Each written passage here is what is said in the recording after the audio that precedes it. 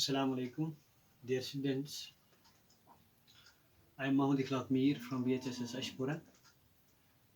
Today I have chosen a topic from 11th English. The topic is figures of speech. As you know, in the previous lecture, we discussed the poem Daffodils written by William Wordsworth. And in the exercise of that very poem, we have been asked to uh, look the similes, metaphor, and personifications in that very poem. Before looking the metaphors, similes, and personifications in that very poem, we will discuss first of all figures of speech. What figures of speech is? Simply, we can say figures of speech is a phrase or word used in a speech or piece of writing in a non-literal sense, so that the speech or writing becomes more persuasive, vivid, and relatable to the listener or reader. या यूं कहें कि figures of speech हम कहते हैं जब शायर अपनी शायरी में कुछ ऐसे अल्फाज का इस्तेमाल करता है जिनकी कुछ और मीनिंग होती है, जिनकी लिटरली कुछ और मीनिंग होती है, लेकिन पोएम के अंदर किसी दूसरी मीनिंग के साथ उनको लेके आता है, ताकि जो पोएम पढ़े, जो पढ़ने वाले हैं या जो इसको सुनने वाले हैं, उनके कानों में एक मिठास सी पैदा हो. इस राइटिंग में एक मिठास कायम करने के लिए इस या फिगर्स ऑफ स्पीच का इस्तेमाल आमतौर पर शायर करता है. तो there are so many figures of speech, लेकिन हम यहाँ पे सिर्फ 3 का जिक्र करेंगे, क्योंकि हमें पोएम में सिर्फ 3 ही के बारे में कहा गया है, क्योंकि हमारे सिलेबस में ये 3 ही है.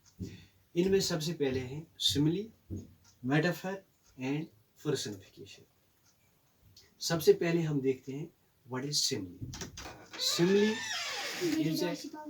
Simile it is a figure of speech involving comparison of two dissimilar objects by using words like and as. ये एक ऐसा कंपेरिजन है जब हम दो अलग चीज़ों को कंपेयर करेंगे, उनको कंपेयर करेंगे. आमतौर पर हम लाइक एंड एज का इस्तेमाल इसमें करते हैं, तो ये सिमिली कहलाता है. फॉर एग्जाम्पल, हम यहाँ पे एक एग्जाम्पल ले लेते हैं.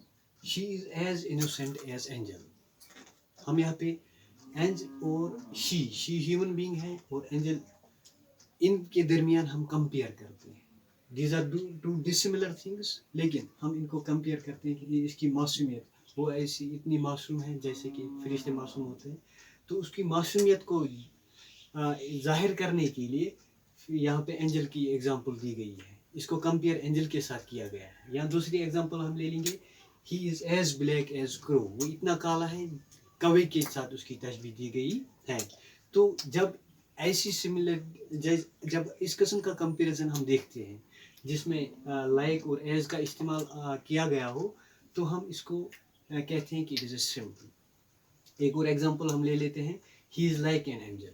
पहले में हमने देखा he is an innocent as angel, लेकिन दूसरे में हम कहे he is like an angel, he is like an angel. इसमें भी उसकी मासूमियत को एंजल के साथ कंपेयर किया जाता है. तो इस पहले वाले में इसको हम सिमिली कहते हैं. दूसरा है metaphor. Metaphor, it is an expression which describes a person or object in a literary way by referring to something that is considered to possess similar character. जब हम किसी चीज़ को तशबीह किसी दूसरी चीज़ के साथ दे देंगे, जब हम किसी एक ऑब्जेक्ट को जब हम किसी एक आइडिया को, जब हम किसी एक एक्टिविटी को एक दूसरी चीज़ के साथ तशबीह देते हैं, कंपेयर करते हैं, जिसमें हम आमतौर पर लाइक और एज का इस्तेमाल किए बगैर हम इन दोनों को कंपेयर करते हैं. किसी एक चीज़ को हम कंपेयर करके हैं किसी दूसरी चीज़ के साथ जिनके कुछ कैरेक्टर्स मिलते जुलते होंगे. फॉर एग्जांपल हम यहाँ ले लेते हैं, he has the heart of lion, या he is a shining star, या यू आर एन एंजल. यहाँ पे हम देखते हैं कि he has a heart of lion, he has उसका he has a heart of lion, कहा जाता है कि उसकी दिलेरी यहाँ पे दिखाई जाती है कि उसके अंदर एक ऐसा दिल है जैसे कि शेर का दिल, यहाँ पे दिलेरी कंपेयर किया गया है इन दोनों के दरमियान. That mean it's a metaphor. Metaphor हम simply we can define it कि जब हम एन ऑब्जेक्ट और एक्टिविटी और आइडिया होता है, इसको हम सिंबॉलिकली किसी और चीज़ के साथ रिलेट करेंगे, तो इस वाले कंपैरिजन को हम मेटाफर बोलते हैं. तो तीसरा है पर्सनिफिकेशन.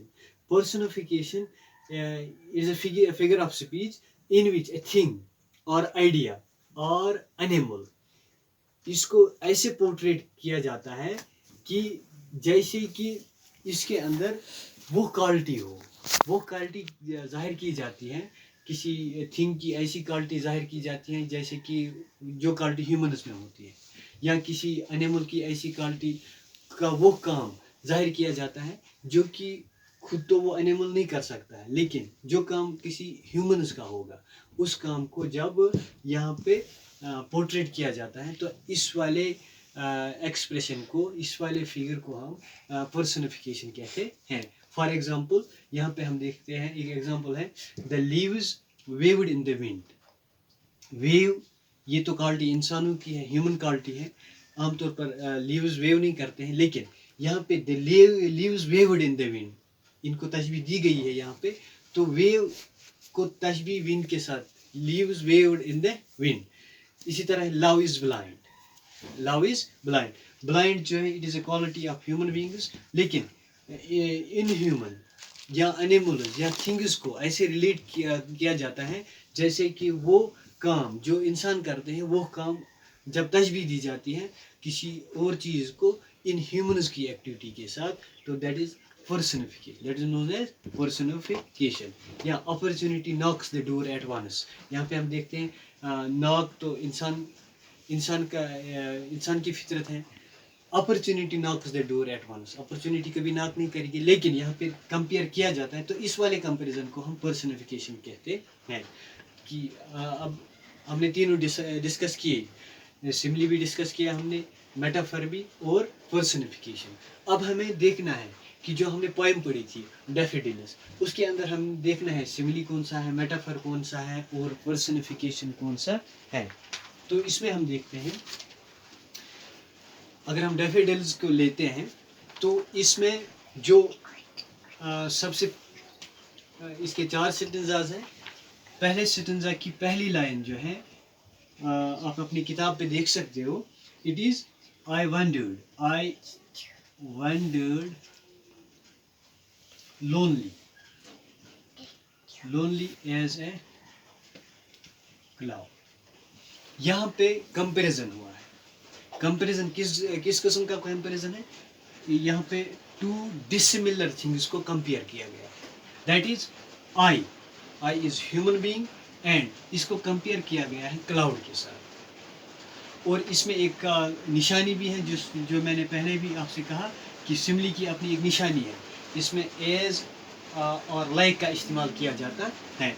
तो इस वाले अगर हम इस डैफोडिल्स पोएम को ले लेते हैं, इसमें देखेंगे सिमिली कौन सा है या मेटाफर कौन सा है या पर्सनिफिकेशन कौन सी है. तो यहाँ पे हम पहली लाइन फर्स्ट स्टेंजा की पहली लाइन में हम देखते हैं I wandered lonely as a cloud.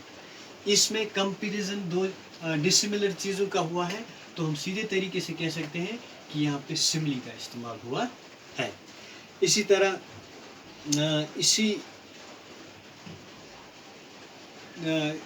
इसी स्टेंजा की तीसरी लाइन जो है when all at once I saw a crowd. आमतौर पर हम देखते हैं कि क्राउड जो है, क्राउड इंसानों का होता है, लेकिन यहाँ पे शायर कहता है कि I saw a crowd of these daffodils. I saw a crowd of these daffodils. तो here it is a personification. इसी तरह हम ले लेते हैं fluttering and dancing in the breeze. Fluttering and dancing in the breeze, पहले ही stanza की last line fluttering and dancing in the breeze. ये कहता है कि daffodils were dancing in the breeze. आमतौर पर हम देखते हैं कि डैफोडिल्स डांस नहीं कर सकते हैं, तो ये डांस अगर है ये ह्यूमन क्वालिटी है, تو یہاں پہ بھی ہم اس کو لیتے ہیں کہ یہ پرسنیفیکیشن ہے. اسی طرح اس کے بعد دوسرے سٹنزا کی پہلی لائن ہے continues as the stars that shine. یہاں پہ ایز کا استعمال ہوا ہے as the stars that shine. Daffodils کو تشبیہ دی گئی ہے سٹارز کے ساتھ کہ جس طرح سٹارز ملکی وے میں چمکتے ہیں تو ایز کا استعمال ہوا ہے.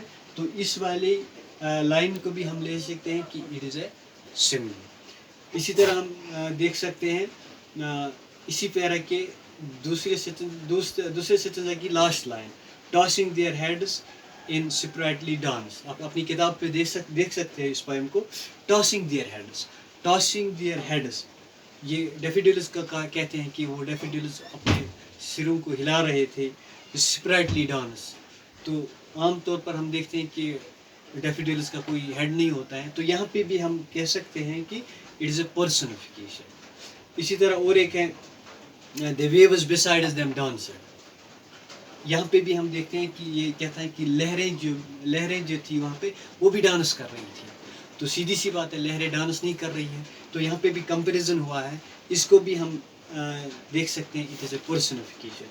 اسی طرح آپ اگر غور سے دیکھو گے تو کچھ اور بھی آپ کو مل سکتا ہے، یا ضروری نہیں کہ اسی پوئم دوسری پوئم کو بھی آپ لکھ سکتے ہو. آپ اس کو ذہن میں رکھیے اور پھر جا کے کسی دوسرے پوئم کو لے لیجیے اور کوشش کیجیے کہ ان میں آپ دیکھیے کہ میٹافر کون سا ہے، سملی کون سی ہے، پرسنیفیکیشن کون سا ہے. کیونکہ ابھی ہمیں یہی 3 پڑھنے ہیں. اور بھی بہت سارے فگرس آف اسپیچ ہیں لیکن ہمیں یہاں پہ صرف 3 جو ہمارے سیلیبس میں ہے وہ یہی 3 ہیں. اس کے بعد اگر ہم دیکھیں گے لاسٹ پیرا میں ہم دیکھیں گے last para line number 3 it is they flash upon the inward eye. Inward eye یہاں پہ یہ میٹافر استعمال ہوا ہے. تو اس پوئم میں کچھ اور بھی فگرس یوز ہوئے ہیں جیسے الٹریشن کا یوز ہوا ہے لیکن ابھی ہمیں وہ نہیں پڑھنے ہیں. کہ آئی ہوپ کہ آپ نے یہ پوری طرح سے سمجھا ہوگا. آپ کوشش کیجئے کتاب کو لے لیجئے ہاتھ میں اور دیکھیے کہ جو بھی پوئم ہے اس کے بعد ایک اور پوئم ہے آپ کی لسنرز ہیں. کوشش کیجئے آپ کی کتاب میں جو بھی پوئمز ہیں ان کو دیکھیے کہ ہم اس میں سملیز کو دیکھنا چاہیں گے، میٹافرز کون سا ہے، پرسنیفیکیشن کون سا ہے. تو اس کے برعکس آپ کو کوئی کنفیوژن اس میں رہا ہوگا تو یو کین سمپلی آپ جو ہمارا گروپ چل رہا ہے اس میں بھی آپ لکھ سکتے ہو. تو آئی ہوپ کہ وہاں پہ وہ کنفیوژن کلیئر ہوگا. Thank you.